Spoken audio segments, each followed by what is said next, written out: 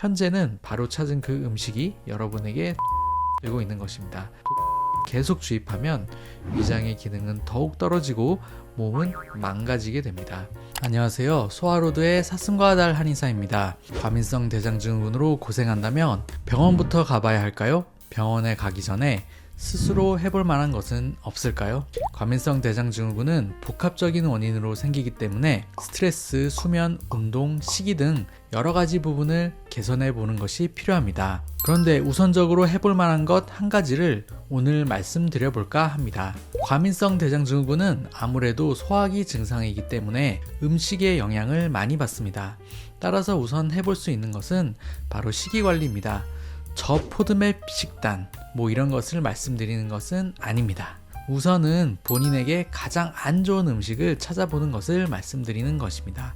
어떤 음식만 먹으면 배가 아프다, 가스가 찬다, 설사한다, 속이 쓰리다 등 거의 예외 없이 소화기 증상이 나타나는 음식이 있을 겁니다. 이거는 사람마다 다른데 과민성 대장증후군이 생긴 원인에 따라 다르고 또 체질에 따라 다릅니다. 더 깊게 들어가면 사람마다 잘 분비되는 소화액, 소화효소도 다 다르기 때문에 차이가 있을 수밖에 없습니다. 따라서 주변에서 과민성 대장증후군이 있는 사람은 차가운 걸 먹으면 안 돼, 매운 걸 먹으면 안 돼, 이런 말들은 다 잊어버리시고 본인이 정말 지금까지 먹어봤을 때 어떤 음식이 안 좋은지를 찾아야 합니다. 이거는 단일 음식일 수도 있고 재료로 많이 사용되는 음식일 수도 있습니다. 예를 들어 치즈만 먹으면 속이 부글거린다, 이런 거는 좀 쉽게 찾을 수 있겠죠. 그런데 양파를 먹으면 안 좋더라, 이런 거는 찾기가 좀 힘들겠죠. 그래서 면밀히 본인을 관찰해 보는 것이 중요하겠습니다. 오늘 내가 복통 설사가 생겼는데 아침에는 뭘 먹었는지, 또 어제 저녁에는 뭘 먹었는지 곰곰이 생각해 보시고 또 기록을 해보는 것도 좋습니다.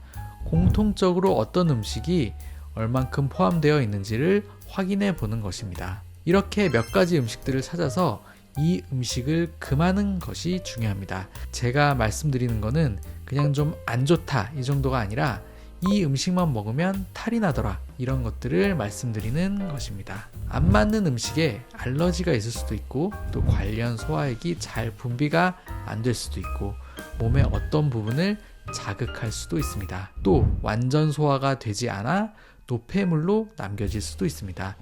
제일 좋은 것은 치료를 통해 소화액을 잘 분비할 수 있게 하고 또 위장의 기능이 좋아져서 대부분의 음식을 잘 소화할 수 있게, 그리고 위장의 예민함을 줄여주는 것이지만 일단은 외부의 자극으로부터 차단을 하는 것이 중요하다는 것이죠. 현재는 바로 찾은 그 음식이 여러분에게 독소가 되고 있는 것입니다. 독소를 계속 주입하면 위장의 기능은 더욱 떨어지고 몸은 망가지게 됩니다. 이렇게 몸에 맞지 않는 음식을 찾아 금해 주어서 위장에 여유를 주면 증상이 심하지 않은 경우에는 자연 회복이 될 수도 있고, 치료가 필요한 경우에는 이 상태에서 치료를 해주면 좀 더 수월하게 치료될 수 있는 것입니다. 오늘은 과민성 대장증후군이 있을 때 제일 먼저 해볼 수 있는 것에 대해서 말씀드려 보았습니다.